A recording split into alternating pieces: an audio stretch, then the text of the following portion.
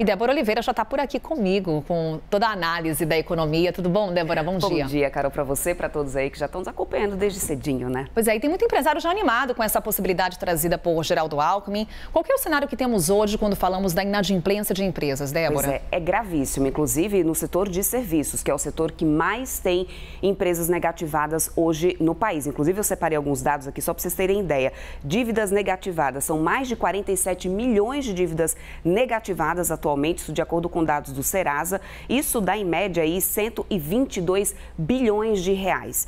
Mas o que acontece? Isso é muito bom para as empresas. É o que tem acontecido, por exemplo, com as pessoas físicas. A gente tem visto aí mais de bilhões sendo negociados, pessoas físicas conseguindo voltar a negociar no dia a dia hoje. A gente sabe muito bem disso. Mas eu estive conversando com o Fábio Pina também, do FEComércio aqui de São Paulo, para entender o que os setores acham disso, inclusive, né? E ele me comentava o seguinte: Débora, é claro que é válido ter uma empresa tendo condições de voltar a ter crédito no mercado. Mas é preciso também ter critérios para poder entender exatamente quais são essas empresas que ainda têm condições de ter essa saúde econômica recuperada. Porque senão você vai transformar o empresário em um endividado viciado que vai ficar rolando dívidas e aí você vai ficar gastando dinheiro numa empresa que não tem saúde mesmo econômica, que não tem como recuperar. Então é um programa que é muito bem-vindo, é claro, mas é preciso ter critérios que ainda não foram divulgados pelo governo. Foi a primeira vez que foi falado sobre isso, sobre Desenrola para as empresas, mas de acordo com o pessoal do FEComércio que eu estava conversando, é um programa muito positivo, mas é preciso que a gente tenha critérios para que a gente realmente recupere aquelas empresas que vão ter saúde econômica e vão garantir aí sustentabilidade por um tempo. Pois é, a primeira vez que a gente ouve, mas essa possibilidade já alimenta não só a nossa ansiedade aqui do jornalista, mas de muitos empresários devido a esse alto. Já quer saber, né? Como é que vai ser feito, a partir de quanto? Então, quando tivermos mais novidades, com certeza a Débora vai trazer para a gente aqui no Novo Dia. Débora, também vamos falar um pouco de emprego. Estamos falando aqui dessa relação das empresas, qual que é a situação financeira delas, mas temos um dado positivo. O Brasil conseguiu gerar mais empregos. O país abriu 190 mil vagas de trabalho formal em outubro. Estamos falando aí de carteira assinada, dados do CAGED, divulgados pelo Ministério do Trabalho. E quando a gente fala de emprego, Débora, quando a gente olha para a macroeconomia, é um dos últimos fatores a reagir diante de uma recuperação econômica. Então temos muito o que comemorar. Também quando olhamos para esse dado, qual que é a qualidade desse emprego gerado? É exatamente nesse ponto que eu vou chegar, Carol, porque realmente, número de vagas a gente tem recuperado, a gente tem até um estoque interessante, até coisa que a gente já não via lá atrás. Mais um detalhe que me chama a atenção, e não é desse mês, em setembro isso aconteceu também, é que o salário de demissão, ele é maior do que o salário de admissão. Então, assim, a gente está gerando mais emprego, mas com uma qualidade salarial menor, ou seja, mão de obra mais barata, é o que a gente está tendo. Em relação à comparação mensal, a gente conseguiu manter uma estabilidade no salário que está sendo aplicado nas admissões.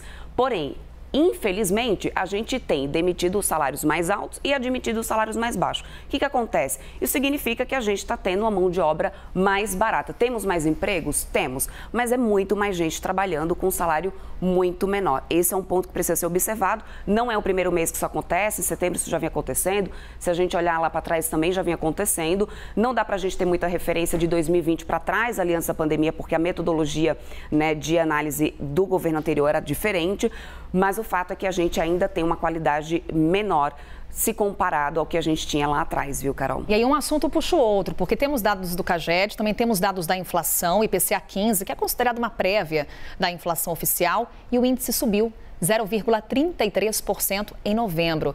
E aí, esse aumento puxado pelos alimentos, né, Débora? Ou seja, impacta todo mundo. Alimentos domésticos, está bem mais caro, né? A gente falava bastante sobre a questão da passagem aérea lá no mês passado, que não deixou de ficar cara também.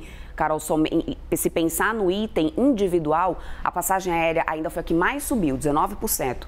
O subitem, no caso. Mas o alimento foi o que ficou realmente mais caro no bolso, né, do trabalhador brasileiro, no bolso de qualquer brasileiro. Alimento doméstico, que subiu muito. Inclusive a cebola, a batata, que subiu bastante. Ou seja, a gente tem alguns dos alimentos ali que, no final das contas, o arroz, que está mais caro, está pesando mais no consumidor brasileiro. Alimento fora de casa também subiu bastante. Ou seja, almoçar fora, fazer um lanche fora, está mais caro. Mas esses foram os itens que pesaram mais que estava já na expectativa, inclusive, a gente tem um histórico aqui, né, já das taxas da gente de inflação para poder a gente acompanhar, e aí a gente pode conseguir mostrar para vocês como que a gente vem com essa inflação. O IPCA 15, por exemplo, olha só, a gente está ali no ano 4,8%, é o acumulado que a gente tem de 12 meses, os núcleos vão ali em 4,6%, a gente aqui em fevereiro de 2020, né, ainda vindo muito daquela questão da pandemia, a gente baixou muito essa inflação, mas toda a economia foi impactada. Subimos bastante, aí a gente vem aumentando a taxa Selic para poder tentar controlar essa inflação, a gente vem conseguindo ter resultado disso, vai baixando um pouco mais, já tinha uma expectativa do próprio mercado de aumento realmente dessa inflação agora, de desaceleração da economia, inclusive de aumento para esse setor de alimentos. Já era esperado para agora, Carol. Então a gente segue assim, dessa forma, com o alimento doméstico agora ficando mais caro. Na média do IPCA 15, que é o que a gente mede no meio do mês. Vamos esperar o IPCA do mês todo, o mês cheio para ver. Inclusive, economistas ligados ao agronegócio trazem um alerta, porque os efeitos do El Niño no setor de alimentação podem ser sentidos nos próximos dados da inflação. Débora, exatamente obrigada. Isso. Bom dia para você, até já.